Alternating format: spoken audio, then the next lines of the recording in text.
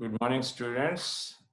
We have been discussing about the emergence of princely states in modern India and eventually the integration of these princely states in Indian Union. And we are also discussing about the way the British imperialism has taken control over the fragile Indian political system prevailing in India in the modern times and how it penetrated to the grassroots levels. So the integration of the princely state eventually ends this.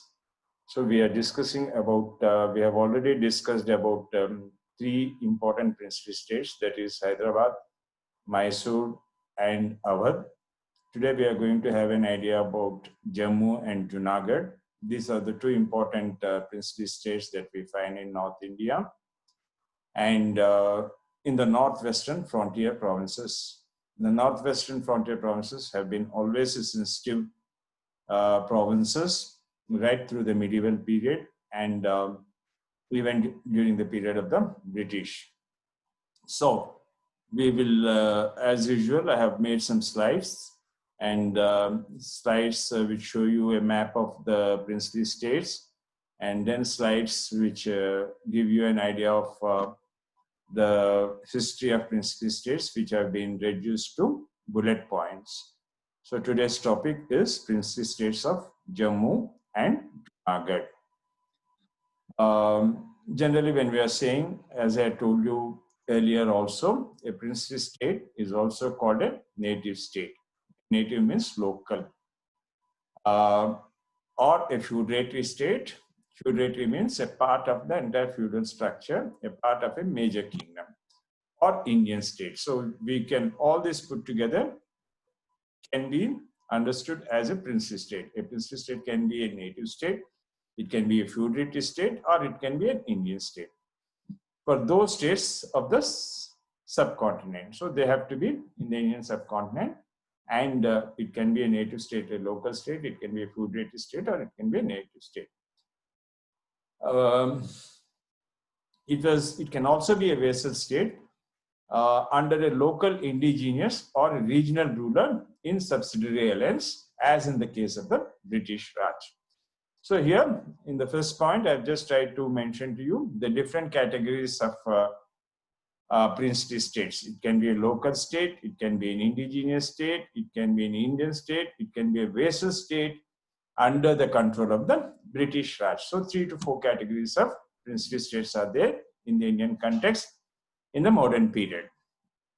Though the history of the princely states of the subcontinent dates from the at least the classical period of Indian history, the predominant use of the term princely state specifically refers to sovereign, semi-sovereign principality on the subcontinent during the British Raj that was not directly governed by the British, but rather by a local ruler, subject to form of indirect rule on some matters. So that's it. How the princely state is formed is, when you're trying to understand the historical antecedents, you can start from the classical period, but the word or the term princely state is a word which has been in practice during the times of the British Raj. It refers to an independent state or an independent principality accepting the suzerainty of the British Raj. So the British will have an indirect rule over the princely states or the indigenous states. Okay, the Empress's doctrine of paramountcy allowed the government of British India to interfere in the internal affairs of the princely states individually or collectively and issue edicts that applied to all of India when it deemed it necessary. So in this point, what I'm trying to tell you is the doctrine of paramountcy, which means that the superiority of British to interfere in the internal affairs of the princely state. It can be administration, it can be a war, it can be an expansion, it can be a protection, it can be anything.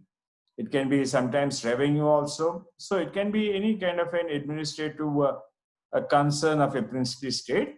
The British paramountcy had individually or collectively, in an individual state or all the states put together, it could interfere and could pass edicts.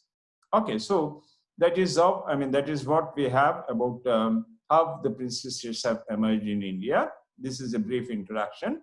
So now we will take up Jammu in the northwestern frontier provinces, which was also a very important princely state. Here I'm showing you a map of Kashmir. You can see the red boundary line, which is covering the map of Jammu or Kashmir, which we generally call the northwestern frontier provinces. So here, this is the map which I'm showing the political divisions of the empire. You can see Punjab, you can see Rajputana Agency, you can see Balochistan, you can see Kashmir or Jammu, or you can see Nepal. So it is a political map of India somewhere around 1900 to 1905 or something like that, which is giving you a clear idea of how India was looking in the beginning of 1900. Okay, so in the next slide, we are talking of the Jammu. So we have the princely state of Jammu appearing in 1846, and the company rule in India and later in British India.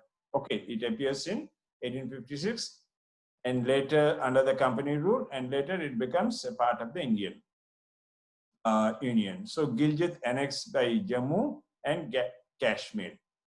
Okay, that's a province. Hunzanagar accepted suzerainty of Jammu and Kashmir in the year 1889. And in the year 1947, India gets independence. You have first Kashmiri War, accession of Azad Kashmir and Gilgit Balochistan in 22nd October 1947, accession of the Indian Union 27 October 1947, Constitutional State of India 17 November 1952, disestablishment 1952. So these are some of the important dates which I felt I should give you, which are connected to the understanding of the history of Jammu and Kashmir, tracing it out from the times of the princely state, that is from 1846 to almost 1952. Okay, this is just some kind of pieces and bits of information connected to Jammu and Kashmir. And in this slide, I'm just showing you the rulers who have ruled Jammu from 1846 onwards. So the first man was Gulab Singh. He ruled from 1846 to 1857. Ranbir Singh, he ruled from 1857 to 1885. Pratap Singh, he ruled from 1885 to 1925. Hari Singh, he ruled from 1925 to 1948. And Karan Singh, he was a prince regent from 1948 to 1952. So these are the 5 rulers who have ruled Kashmir when it was a kind of a princely state.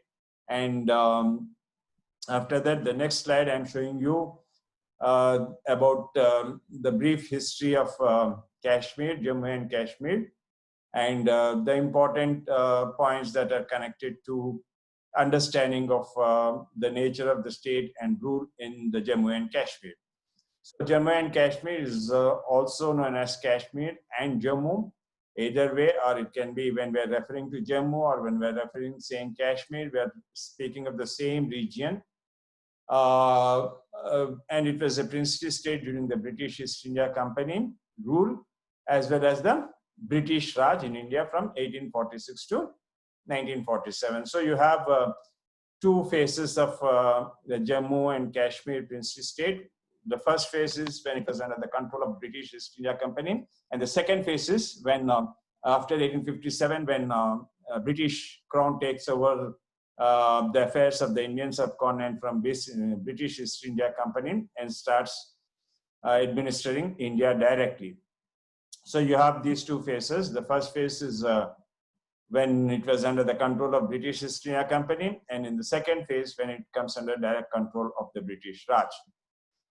Okay, so the next point I'm trying to say, I'm trying to give you an idea of the fact that the princely state was created after the first Anglo-Sikh War, when the East India Company, which had annexed the Kashmir Valley, Jammu, Ladakh, and Gilgit-Baltistan from the Sikhs as war indemnity, and sold the same region to the Raja of Jammu, Gulab Singh, for a price of 75,000 or 75 lakhs rupees. So this is how the you have the formation of the princely state. After the first Anglo-Sikh War,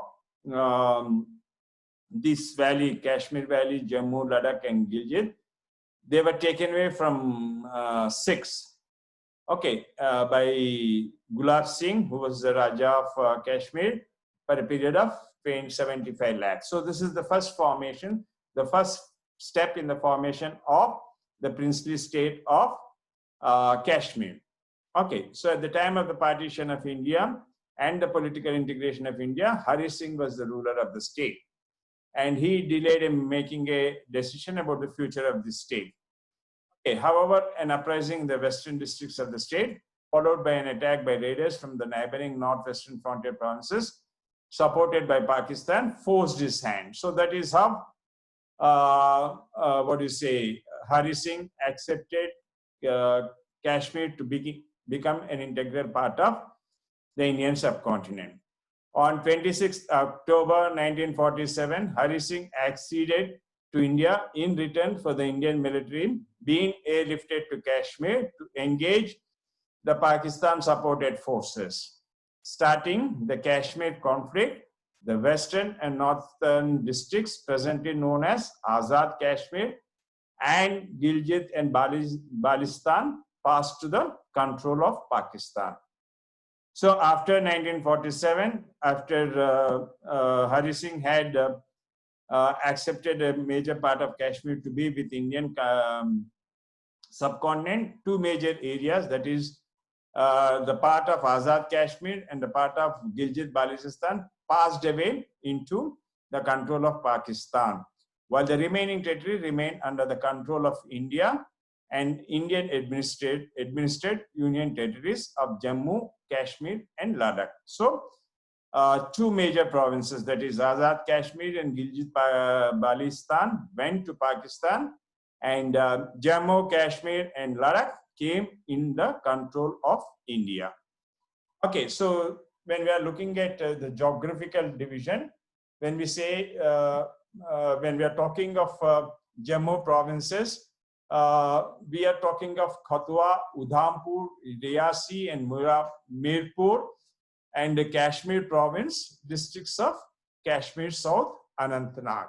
See, this is a kind of a division which I am just showing you in terms of the districts that were divided. Okay, you have Jammu province districts of Jasorta, Kathuwa, Udhampur, Riyasi, and Mirpur.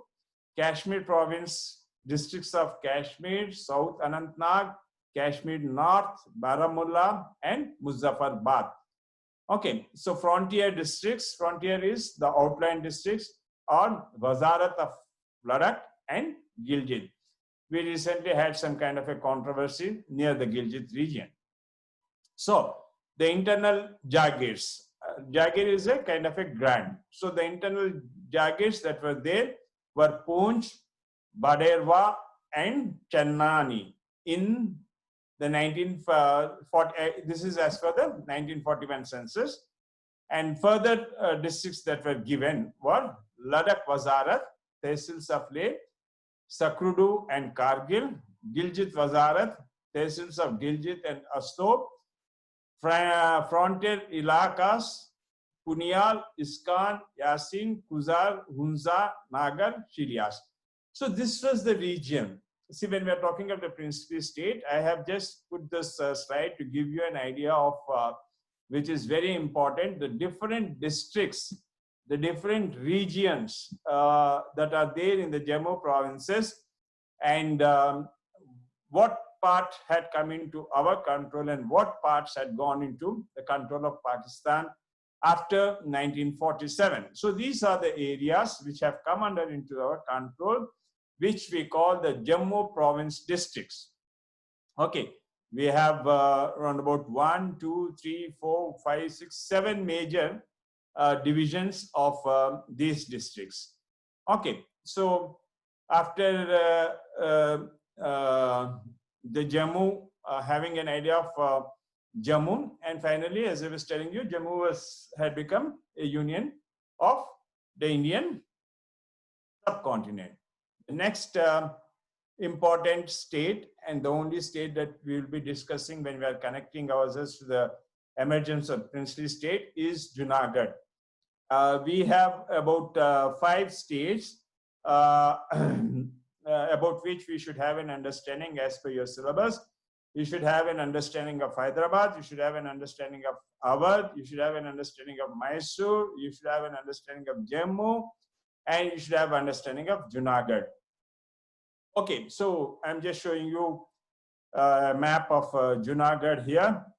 You have Morbi, you have Navanagar, you have Pobandar, you have Rajkot, all this, you have Bhavanagar.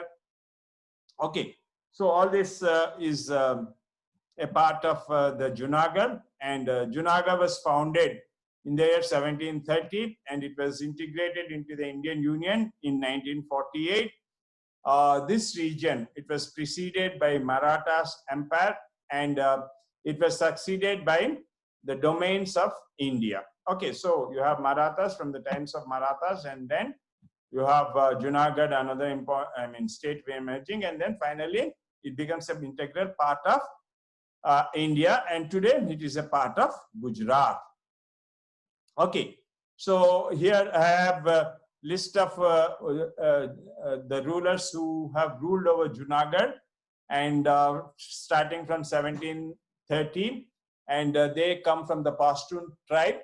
And the first man was Muhammad Bahadur Khanji, or Muhammad, and then you have Muhammad Khanji 1, 2, 3, Bahadur, etc. So the last ruler before the integration of Junagadh to India was Muhammad Khanji III. So he was there from 1911 to 1948.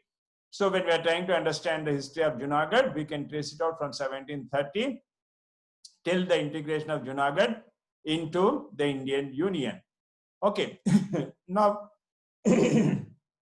sorry, giving you some further details of the history of Junagadh. Muhammad Sher Khan Babai was the founder of the Babi dynasty of Junagadh in 1654. His descendants, the Babi Nawabs of Junagadh, conquered the larger territories of southern Saurashtra, and then you have the emergence of the kingdom of Junagadh.